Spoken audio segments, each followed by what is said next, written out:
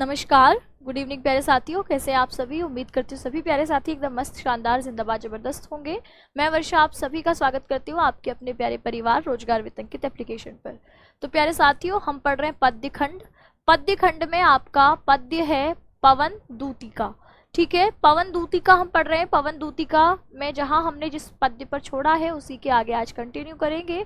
तो एक बार सभी प्यारे साथी कमेंट सेक्शन में बताइए आप सभी कैसे हैं, कैसी चल रही है आप सभी की तैयारी, क्योंकि इस बार आप बोर्ड की परीक्षा देने जा रहे हैं और यहीं से आपके मेहनत की शुरुआत हो जाती है। अगर अभी आप कामचोरी कर रहे हैं, आलस्य कर रहे हैं या आज के काम को कल पर टाल रहे हैं तो इसका जो है आपको हर्जाना आगे भुगतना पड़ेगा। यानी अभी से मेहनत ना करने का परिणाम आपका बुरा हो सकता है और आगे आपको परेशानी हो सकती है। इसीलिए आज के किसी काम को कल पर मत टालिए। जो आपका आज का टारगेट है उसको पूरा करिए। आपका मन कहेगा कि आज जो है सर भारी है, आज नहीं कल पढ़ लेता हूँ, है ना, कल चपक के पढ़ लूंगा, आज छोड़ देता हूँ। ठीक है, आज सर भारी हो रहा है, आज दोस्त के साथ चला जाता हूँ, आज सो जाता हूँ। ये सारी चीजें आएंगी क्योंकि सबके जीवन में आती हैं, लेकिन सफल वही होते हैं जो इन परेशानियों को पीछे छोड़कर आगे बढ़ते हैं। तो आप सभी प्यारे साथी से मैं उम्मीद करती हूँ कि आप सफल होने के लिए ही तैयारी कर रहे हैं, तभी आप टॉपर्स बैच से जुड़े हैं। तो ऐसे में एक भी दिन आपका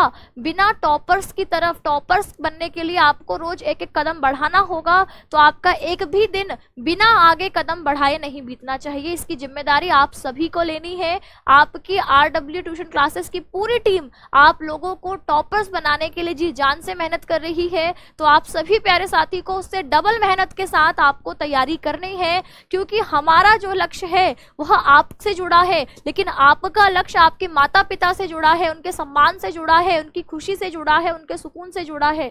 तो आप सभी को उससे ज्यादा मेहनत करनी है। जब भी डिमोटिवेशन फील हो, जब भी आलस्य आ रहा हो, तो एक बार उनकी तरफ देखो कि क्या उन्होंने आपको खाना खिलाने में, आपकी जरूरतें पूरा करने में, ठीक है, कभी आलस्य दिखाया है, कभी आज की चीज को कल पर टाला है। और अगर उन्होंने नहीं किया तो आप क्यों करेंगे, है ना। तो वहीं से मोटिवेशन लेकर के आपको रोज थोड़ी थोड़ी मेहनत करनी है। और किसी चीज में तो आपसे मैं रिवीजन नहीं मांगती हूँ, लेकिन पद्य खंड में रिवीजन करना पड़ेगा। पद्य खंड में बिना रिवीजन किए आप चीजों को बेहतर नहीं कर पाएंगे, क्योंकि यहाँ होते हैं कठिन शब्दार्थ और यहाँ होते हैं भाव। तो कठिन शब्दार्थों को याद करना और उसके भाव को पकड़ पाना तभी पॉसिबल होगा जब आप डेली बेसिस पर रिवीजन करेंगे। तो एक बार सभी प्यारे साथी कमेंट सेक्शन में बता दो कि कौन कौन रिवीजन लगातार कर रहा है। चलिए बताइए एक बार कि रिवीजन आप कर रहे हैं कि नहीं कर रहे। आपको रिवीजन करना है, ठीक है। जैसे कल हमने क्या पढ़ा था, यहीं से शुरू किया था कल कि तू देखेगी जलद तन को वही तदगता हो। जलद तन को यानी बादल के समान शरीर को। कृष्ण कैसे हैं, सांवले हैं, तो इसीलिए उनको बार बार बादल से तुलना करते हुए राधा कहती है कि तू देखेगी जलद तन को जा वहीं तदगता हो। वहीं डूब कर तू उस सांवले बदन वाले शरीर को, मतलब कृष्ण को देखेगी। होंगे लोने नयन उनके ज्योति उत्कीर्णकारी, सलोनों से, सलोने से सुंदर से उनकी आंखें होंगी जो कि चमक रही होंगी, ज्योति जिनसे फैल रही होगी। मुद्रा होगी वर वदन की मूर्ति सी सौम्यता की, मूर्ति समान उनके मुख पर आपकी सौम्यता होगी। सीधे सीधे वचन उनके सिक्त होंगे सुधा से। सुधा अमृत से डूबे हुए वचन जब वो बोलते होंगे तो मानो अमृत में डूबे हुए वचन बोल रहे हों। नीले फूले कमल दल सी गात की श्यामता है। जैसे नीले फूले हुए कमल का समूह हो, ऐसे उनका गात, उनका शरीर श्यामल है, सांवला है। पीला प्यारा वसन कटी में पहनते हैं फबीला, अपनी कटी में, कमर में पीले रंग का वस्त्र धारण करते हैं। छूटी काली अलक मुख की कांति को है बढ़ाती। उनके चेहरे पर जो लट छूट गई है काली, वह उनके चेहरे की सुंदरता को और बढ़ाती है। सद वस्त्रों में नवल तन की फूटती सी प्रभा है। सुंदर वस्त्रों में उनके बदन की प्रभा, रोशनी, चमक और जो है बढ़ती है। ठीक है, यहीं से हमने कल शुरू किया था और लास्ट पद्य कहाँ पर पहुंचे थे बताइए कमेंट सेक्शन में कि भैया कहाँ तक पढ़ा था हमने। उसी के आगे तो कंटिन्यू करेंगे, है ना। कहाँ तक पढ़ा था, कितना याद है आपको? ये हमने देखा था, यहीं तक थे। ये लास्ट पद्य हमने कल देखा था, इसी के आगे कंटिन्यू करेंगे आगे। ठीक है, तैयार हैं सभी? जयविंद, अभिनव, श्याम, रोशनी, विवेक, आदित्य, रवि, राधा, अंतिमा, पाल, ओमकार, सूरज, ऋतिक, रीनू, नरेश, युवराज, अनुराग, राहुल। बहुत बढ़िया। चलिए, तो तैयार है सभी? एक बार जो है आप कमेंट सेक्शन में एक प्यारी सी स्माइल भेजिए, ठीक है? उसके बाद एक प्यारी सी मुस्कुराहट के साथ आगे की क्लास को कंटिन्यू करेंगे। और कल शनिवार है, वैसे तो मैं शनिवार को ऑफ रखती हूँ, लेकिन कल इस क्लास ये चैप्टर में इतना मजा आ रहा है, इस पद्य में इतना मजा आ रहा है कि कल इसको छोड़ने का मन नहीं है। तो कल भी पढ़ेंगे, कल भी क्लास लेंगे, ठीक है? शनिवार को भी क्लास लेंगे इस बार, तो शनिवार को भी यानी कल भी आप सभी प्यारे साथी क्लास में जरूर जुड़ेंगे, ठीक है? मजा आ रहा है ना इसको पढ़ने में? क्योंकि पद्य को पढ़ने में, काव्य को पढ़ने में गद्य से ज्यादा मजा आता है, क्योंकि गद्य में खेल होता है बुद्धि का, ठीक है? जो आपके गद्य होते हैं वो बुद्धि की चीज होती है, और जो पद्य होते हैं वो हृदय की चीज है, दिल की चीज है, दिल के समझने की चीज है, भाव होते हैं यहाँ। तो यहाँ पर इसीलिए आपको आनंद अधिक आता है गद्य से, ठीक है? तो यह आपको क्या देते हैं? आनंद देते हैं, मजा देते हैं, है ना? आपको जो है रोज इनको पढ़ने कर अच्छा लगता है, आपके मन में इमोशंस आते हैं। तो यहीं से हमने कल छोड़ा था, इसको देखते हैं कि जो कोई भी इस सदन में चित्र उद्यान का हो, इस सदन में, सदन यानी घर में क्या हो? चित्र हो। किस चीज का? उद्यान का। उद्यान का यानी बाग बगीचे का। कोई चित्र अगर दीवार पर लगा हो उसके घर में, ओहो प्राणी विपुल उसमें घूमते बावले से, और उस चित्र में क्या हो? जो प्राणी हो, जो आपके पशु पक्षी हो, बावले से इधर उधर घूमते हुए दिखाई दे। बावले से यानी बिल्कुल पागल, जिनको सुध बुध नहीं है, ऐसे उदास कोई प्राणी अगर उस चित्र में घूमते हुए दिखाई दे, तो जाके सन्निकट उसके पास जाकर उसको हिला देना। हवा क्या कर सकती है? हवा कैसे कृष्ण को संदेश सुनाएगी? तो वह बता रही है कि उसको हिला देना। और क्या करना? कह रही है देवात्मा को सुरती ब्रज के व्याकुलों की कराना, कि ब्रज के जो व्याकुल हैं, ब्रजवासी, जो उसके सिर्फ राधा उदास नहीं है, आपके समस्त ब्रजवासी, ठीक है? समस्त गोपियां, समस्त ग्वाले, समस्त आपकी जो प्राणी हैं, पशु पक्षी हैं, वो सब उदास हैं। तो वो कहते हैं देवात्मा को, देवात्मा कृष्ण के लिए आया है यह शब्द। सुरती यानी स्मृति, याद कराना ब्रज के व्याकुलों की। क्या पता उनको ब्रज के व्याकुलों की याद आ जाए उस चित्र को देखकर। कोई प्यारा कुसुम कुमलहा गेह में जो पड़ा हो, उन्हीं गेह यानी घर में कोई मुरझाया हुआ सा फूल कहीं पर पड़ा हुआ दिखाई दे, तो प्यारे के चरण पर डाल देना उसी को। प्यारे के चरणों पर क्या कर देना? उसको उड़ा करके उनके चरणों पर डाल देना। यो देना ए पवन बतला, इस प्रकार यह बतला देना पवन। फूल सी एक बाला, फूल सी सुकुमार सी एक बाला, एक स्त्री, एक लड़की मलाना हो मुरझा करके, कमल परा को चमता चाहत, कमल पग को चूमना चाहती है, कमल पग को चूमना चाहती है, कि एक ऐसी ही बाला मुरझा गई है और तुम्हारे कमल रूपी चरणों का स्पर्श चाहती है, उनको चूमना चाहती है।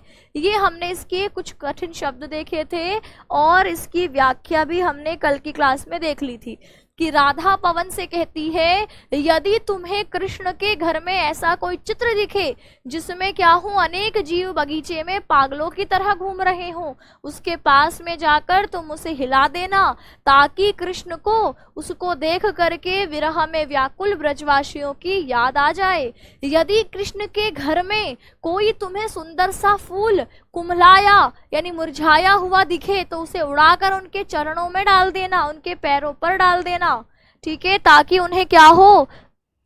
ताकि उन्हें यह अभ्यास हो सके कि कुमलाए हुए फूल सी उदास कोई बालिका व्याकुल होकर, बेचैन होकर उनके चरणों को चूमना चाहती है। म्लान का मतलब है मलिन, मुरझाई हुई सी, उदास, ठीक है? मैम नोट्स बनाएं कि नहीं बनाएं? भैया मत बनाओ नोट्स, सिर्फ सुन लो, ठीक है? सुन के याद नहीं रख सकते, और चीजें तो याद रहती हैं, गाने याद रहते हैं, पढ़ाई क्यों नहीं याद रहती? बुद्धि में लीजिए। देखिए, किताब में रखा हुआ ज्ञान, कॉपी में बनाए हुए नोट्स और दूसरे की जेब में रखा हुआ पैसा, दूसरे को, आपके पास पैसा था, आपने दूसरे को दे दिया, ठीक है, आपने जो चीजें अपने दिमाग में फिट करनी थी अपनी कॉपी में फिट कर ली, तो क्या होगा, जब आपको जरूरत पड़ेगी वो याद नहीं आएंगे, ठीक है। दूसरे की जेब में चला गया पैसा और किताब में गई बुद्धि, किताब में लिख दी बुद्धि, है ना, किताब में लिखे हुए नोट्स, जब आपको जरूरत पड़ेगी ना तब याद नहीं आएंगे। तो जो भी ज्ञान है उसको सीधे यहाँ फिट करो, और जो पैसा है उसको अपनी जेब में रखो, नहीं तो जरूरत के वक्त काम नहीं आएगा। तो नोट्स बनाने से ज्यादा समझने पर जोर डालो। मैं आपको रट्टू तोता नहीं बनाना चाहती। एग्जाम में नंबर तो मैं आपको लास्ट में जो 15 दिन आप मुझे दे देंगे तो उसमें 100 में से 95 नंबर ले आएंगे, लेकिन पूरे साल पढ़ाने का उद्देश्य यह है कि आपको रट्टू तोता ना बनाकर क्रिएटिव बना जाए, रचनात्मक बनाया जाए, ठीक है। गेह का मतलब घर होता है, बताइए, इतने आसान शब्द आप नहीं समझ पा रहे हैं।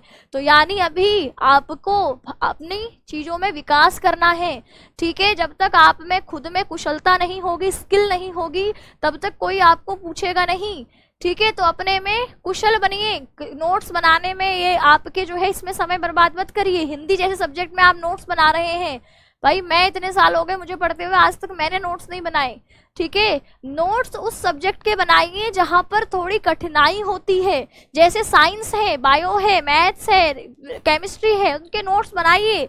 इनको तो जितना ज्यादा हिंदी को पढ़ सकते हैं, यहाँ पढ़ने में, सोचने में, विचारने में समय लगाइए, लिखने में समय मत लगाइए, ठीक है। देवात्मा का क्या अर्थ है? देवात्मा का अर्थ है यहाँ पर, देवात्मा यानी कृष्ण के लिए यह शब्द प्रयोग किया गया है। देवता रूपी आत्मा है जिसकी, दिव्य आत्मा है जिसकी, ठीक है, जिसका जो अंतः मन है वह बिल्कुल दिव्य है, शुद्ध है, परम पावन है। देवता सारे विकारों से रहित होते हैं, ठीक है। उद्यान, उद्यान नहीं पता उद्यान क्या होता है? उद्यान बाग बगीचा, ठीक है। तो अब तो नहीं कहेंगे नोट्स बनाने हैं, नोट्स नहीं बनाने हैं, बिल्कुल बुद्धि में फिट करना है सब कुछ, ठीक है। सम्मान समारोह में आएंगे तो मैं आपसे आपके नंबर नहीं पूछूंगी, मुझे पता है नंबर लास्ट में पढ़ के ले आओगे, ठीक है। मैं आपसे ये व्याख्या पूछ लूंगी किसी की उठा करके, और तब नहीं बताया ना तो फिर पिटोगे, ठीक है, फिर पिटाई होगी। अभी तो ऑनलाइन है तो पिटने से बचे हुए हो, उस दिन सामने खड़े होगे तो उस दिन पिटाई भी हो सकती है। इसलिए दिमाग में फिट करना है कि जब कोई तुरंत पूछे तो ये नहीं कि अभी नोट्स बना रखे हैं, देख के बताता हूँ, एक बार रिवीजन करने दो। अक्सर जो नोट्स बनाते हैं वो क्या कहते हैं, उनसे पूछो तो कहते हैं मैम बस बहुत दिन हो गए रिवीजन नहीं किए, बस एक बार रिवीजन करने तो फिर सुनाते हैं। तो वो रिवीजन जो है ना वह कॉपी में पढ़ा हुआ है, इसीलिए रिवीजन करना पड़ रहा है। जिस दिन दिमाग में फिट हो जाएगा उस दिन कोई रिवीजन नहीं, जैसे ही पूछोगे वैसे ही तुरंत जवाब निकल के आएगा, ठीक है। चलिए, कठिन शब्दों को याद करिए, पीडीएफ आपको दी जा रही है, इसी से पढ़िए, समय अपना इधर उधर मत लगाइए। तो इसके सवाल जैसे राधिका पवन दूतिका से मुरझाए हुए पुष्प को कहाँ डालने के लिए कह रही है, तो हमारे पास उत्तर क्या है, राधिका पवन दूतिका से मुरझाए हुए पुष्प को प्रेम पूर्वक, प्रेम से प्रियतम के यानी अपने कृष्ण के चरणों में डालने के लिए कह रही है, ताकि वह क्या करे, प्रेम पूर्वक कृष्ण के चरणों को स्पर्श कर सके। आगे क्या लिखा, राधिका पवन दूतिका से किस प्रकार के चित्रों को हिलाने के लिए कह रही है, ऐसे चित्र को हिलाने के लिए कह रही है जिसमें जीव जंतु प्राणी पागलों की तरह इधर उधर घूमते दिखाई दे रहे हो। आगे क्या लिखा है अगले सवाल पर, कमल पग में कौन सा अलंकार है, इसमें रूपक अलंकार है, पग को ही, चरणों को ही कमल कह दिया है, उपमेय पर उपमान का आरोप होने से रूपक अलंकार है, ठीक है। आगे अगले सवाल पर रेखांकित अंश की व्याख्या अभी मैंने आपको इसका अर्थ बता दिया। यहाँ पर रेखांकित अंश कौन सा है हमारा, ये वाला है ना, तो इसकी व्याख्या आप ये देख लेंगे कि यदि कृष्ण के घर में कोई सुंदर मुरझाया फूल दिखे, ठीक है, तो इस तरीके से आपको यह कर लेना है। अगले उस पर आते हैं, अगले पद्य पर आते हैं, कोशिश करते हैं इसको खत्म करें, ठीक है। हम बुक लेकर आएंगे सम्मान समारोह में, भाई सम्मान समारोह में बुक लेकर नहीं आएंगे, ठीक है, बुक खोल करके जवाब देंगे, इतना समय नहीं देगा आपको कोई, तुरंत बताना पड़ेगा जवाब। आवाज सही नहीं आ रही है, एक बार बताइए, बाकियों के साथ भी है क्या ऐसी कोई प्रॉब्लम, आवाज सही कैसे नहीं आ रही?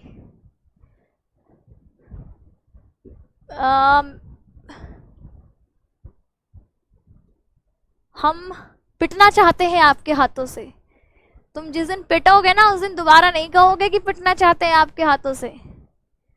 चलिए, तो अब और बिहार बोर्ड, राजस्थान बोर्ड और एमपी बोर्ड की क्लासेस 15 जुलाई से शुरू हो जाएंगी। ठीक है, बिहार बोर्ड, एमपी बोर्ड और राजस्थान बोर्ड, इन तीनों ही बोर्ड की क्लासेस दोपहर 2 बजे चलेंगी एप्लीकेशन पर। हफ्ते में 3-3 दिन बांट दिया जाएगा। तो कल 12 बजे मैं आपको इसके बारे में बताऊंगी कि भाई क्या टाइम टेबल रहेगा, कौन से बोर्ड को कब क्लास लेनी है।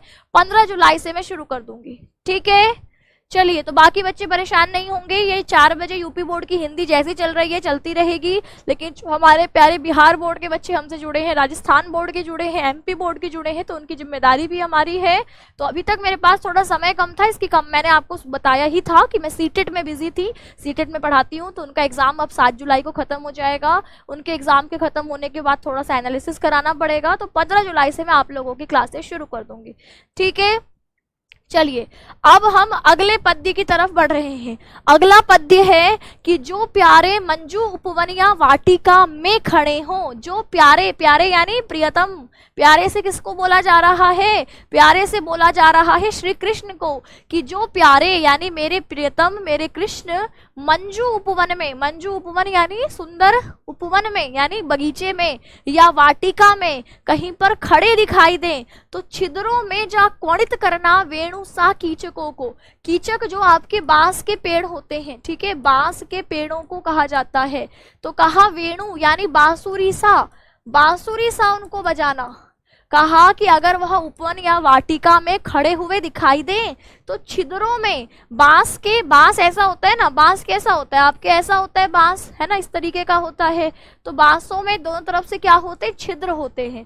तो यहाँ पर जो राधा है वह क्या कर रही है? निर्देश दे रही है।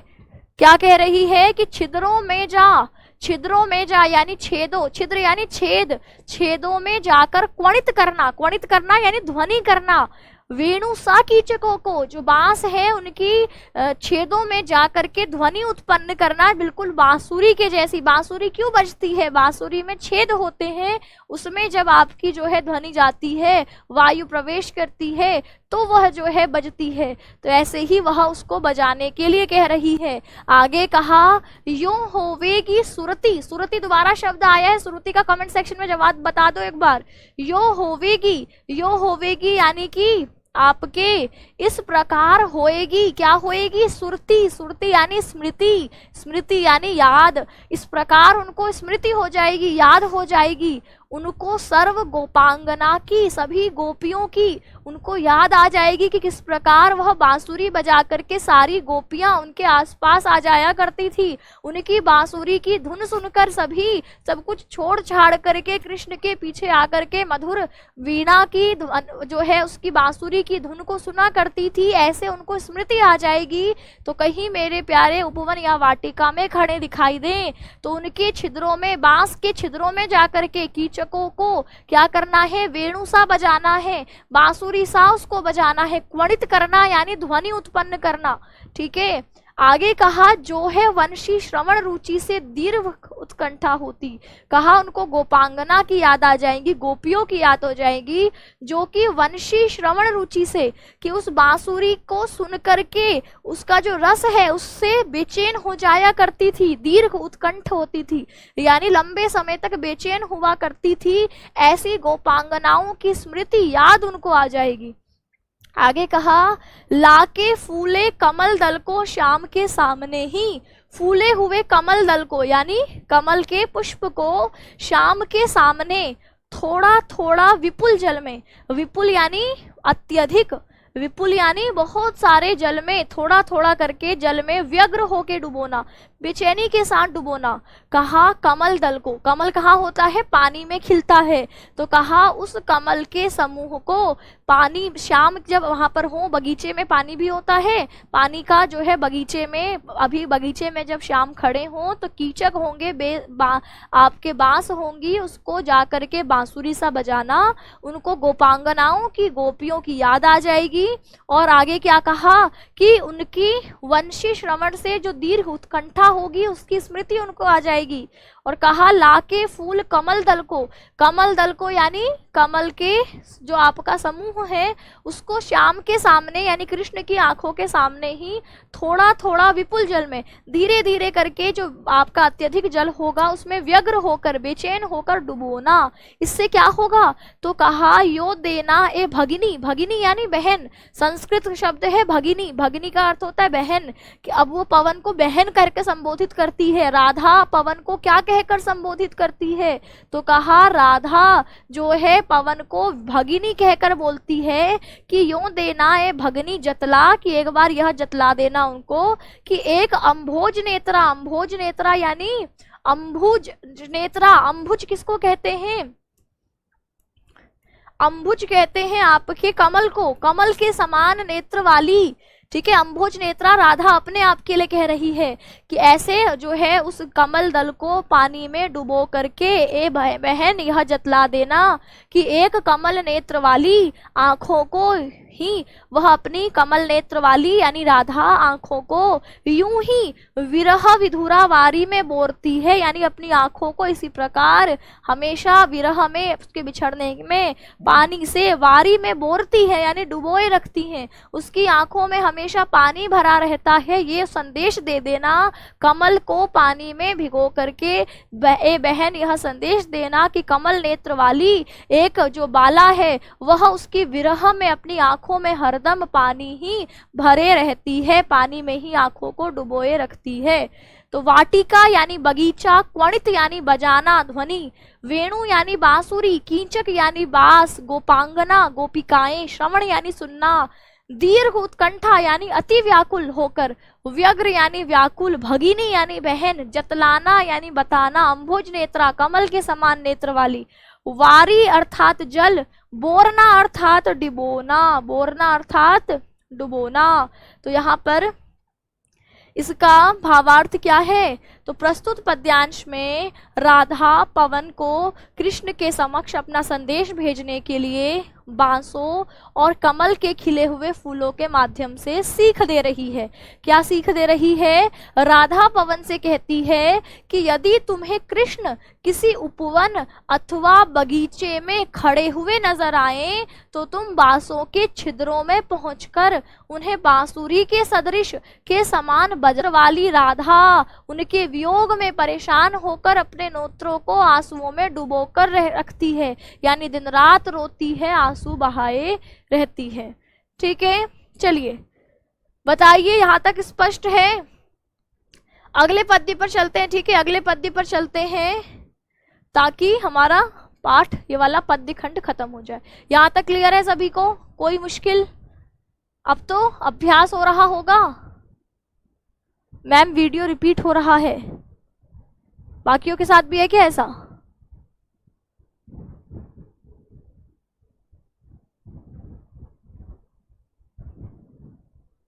एक बार बताइए कि वॉइस से वीडियो और ऑडियो दोनों क्लियर है? नेट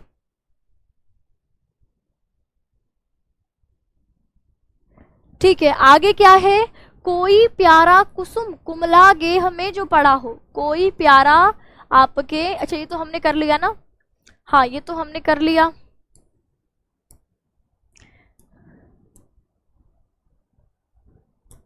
इसके बाद ये रहा, ये भी हो गया,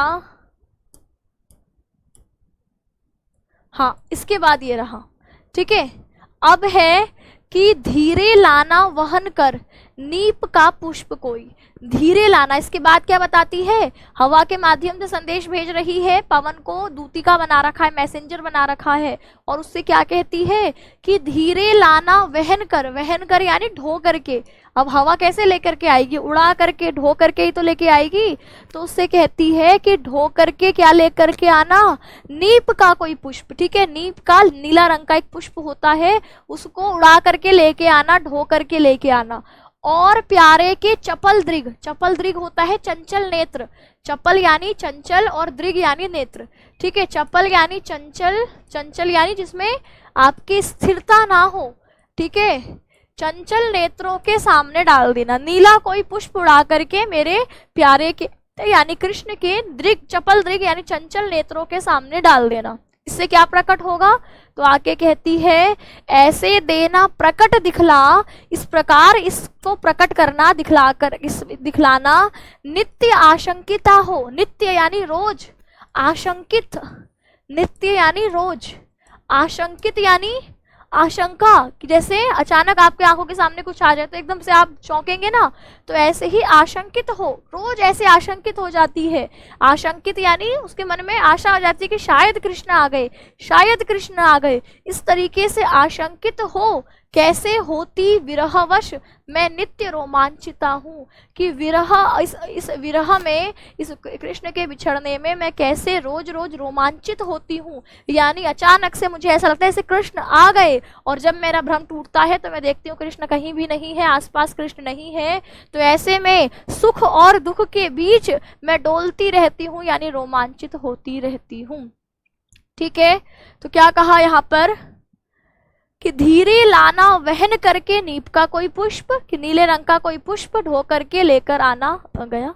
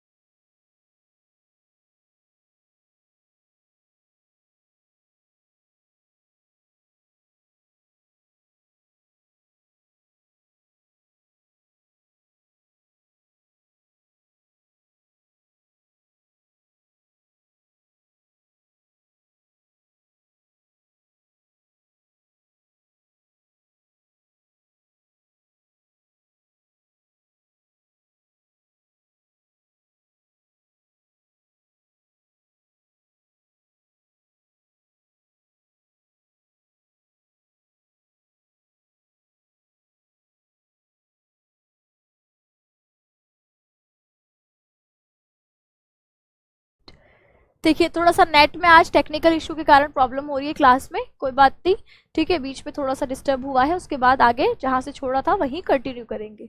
ठीक है, चलिए, तो बताइए आप सभी, ऑडियो वीडियो सभी क्लियर है? बीच में थोड़ा सा टेक्निकल ग्लिच आ गया था, अब ठीक है सारी चीजें?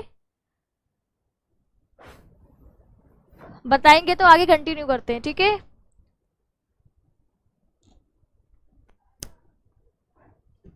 यहाँ पर लिखा है कि धीरे से लाना वहन करके, यानी ढो करके धीरे से लेकर आना नीप का कोई पुष्प, यानी नीले रंग का नीप का एक पुष्प होता है, फूल होता है, उसको धीरे से लेकर आना और प्यारे के चपल दृग के सामने डाल देना, उसके नेत्रों के सामने लेकर आ जाना। इससे क्या होगा, अचानक से आपके आंखों के सामने कुछ आए तो आप ऐसे झटके खाओगे ना, आश्चर्यचकित होगे ना, तो वो कहती है इससे क्या प्रकट होगा, तो इससे यह प्रकट होगा कि कैसे विरह अवस्था में मैं रोज आशंकित होकर के, यानी चौंकती हूँ कि जैसे अचानक कृष्ण आ गए, कृष्ण आ गए, ऐसी विरह अवस्था, मेरी अवस्था यह रोज ही होती है।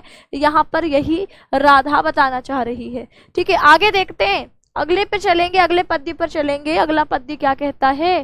कहता है बैठे नीचे जिस विटप के श्याम होवे उसी का, कि जिस विटप यानी पेड़ के नीचे, आगे कहती है कि जिस विटप के नीचे यानी जिस पेड़ के नीचे श्याम बैठे हों, वहां पर क्या करना है, कोई पत्ता निकट उनके नेत्र के ले हिलाना, उनके नेत्र के सामने एक पत्ता लाकर हिला देना।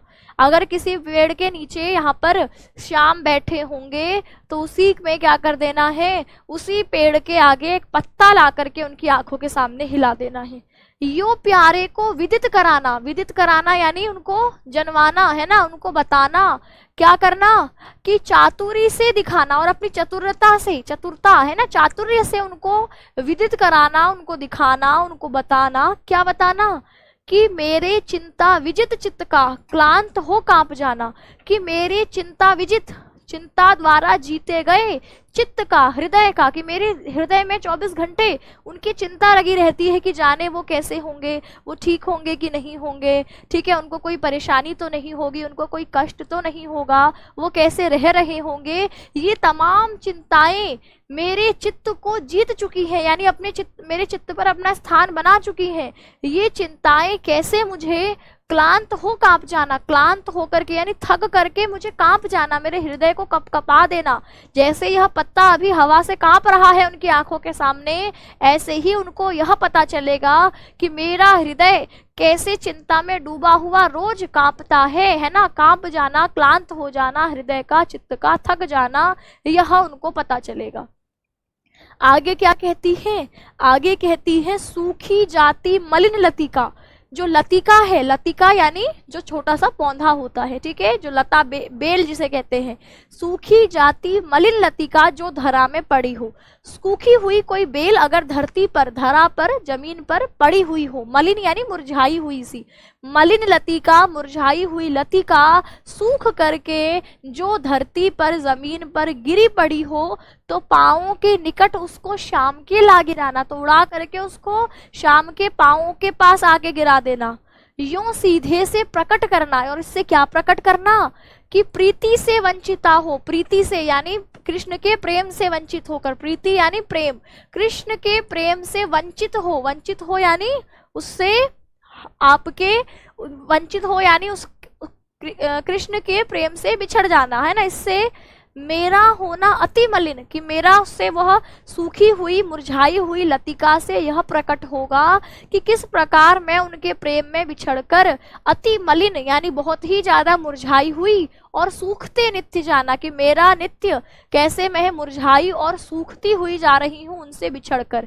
जैसे एक लता जो कि पेड़ पर आश्रय करती है, अगर वह उससे अलग हो जाए तो उसको जिस प्रकार सूख जाती है, मुरझा जाती है, क्योंकि उसको जो पोषण होता है वो नहीं मिल पाता, तो ऐसे ही जो कृष्ण है उनके प्रेम से वंचित होकर जो राधा है वह भी रोज सूखती और मुरझाती जा रही है। यह उस लतिका के माध्यम से उनको प्रकट कराना, उनको बतलाना। यहाँ पर राधा अपना संदेश हवा के माध्यम से कैसे कृष्ण के पास पहुंचा रही है, इसी को दर्शाया गया है। यानी राधा खुद आपके पवन को संदेश देना कैसे है इसको बताती है।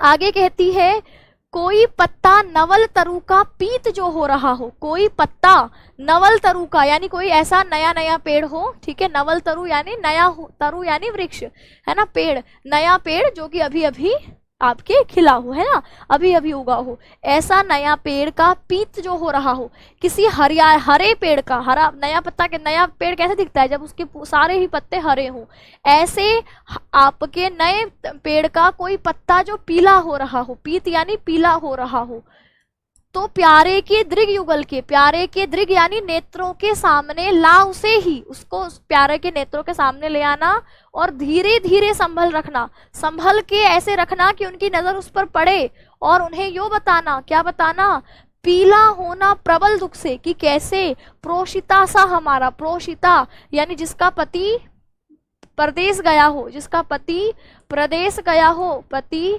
परदेश गया हो, ऐसे इससे बिछड़ी हुई जैसे पत्नी होती है पीली पड़ जाती है, प्रबल दुख से यानी अधिक दुख से, जैसे कोई स्त्री अपने पति से बिछड़कर पीली पड़ जाती है उसके दुख में, ऐसे ही उस पीले पत्ते से उनको मेरी याद दिलाना, ठीक है। नित्य यानी रोज, ठीक है, तो क्या कहा, कोई पत्ता नवल तरु का पीत जो हो रहा हो, कि कोई पत्ता उस पेड़ का, किसी नए पेड़ का कोई पत्ता पीला हो रहा होगा, तो प्यारे के, तो प्रिय के, तो कृष्ण के दृग युगल के सामने, उनकी आंखों के सामने उसे ही ले आना और धीरे धीरे संभल कर रखना, और उनको यह बतलाना कि कैसे उनसे बिछड़ी हुई है ना, पति जैसे परदेश चला जाता है, उसके दुख से जैसे कोई पीला पड़ जाता है, ऐसे ही राधा भी उस पत्ते के समान पीली पड़ गई है।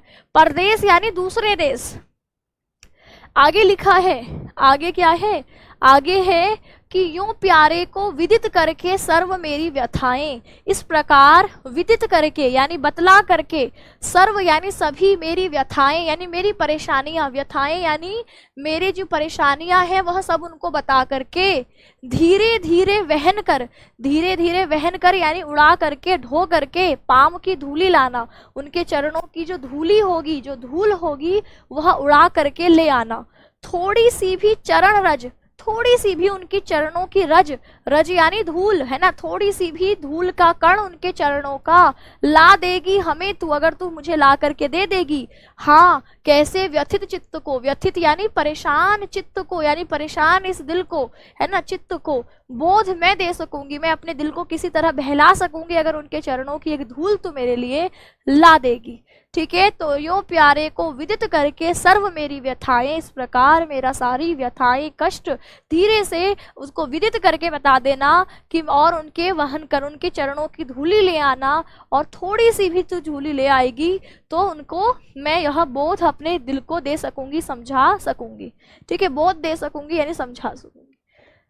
अंतिम पद्य क्या कहा है, पूरी होवे ना यदि तुझसे अन्य बातें हमारी, कि अगर अन्य किसी, जितना मैंने तुझसे कहा यह कुछ भी पूरा ना हो पाए, पूरी ना होवे यदि अन्य बातें हमारी, कि हमने जितनी बातें कही अगर वह पूरी ना भी हो पाए, तो तू मेरी विनय इतनी मान ले, मेरी विनय यानी मेरी जो प्रार्थना है वह इतनी सी मान ले और चली जा, इतनी सी मान करके चली जा, बाकी चीजें तू बोध मतलब समझ।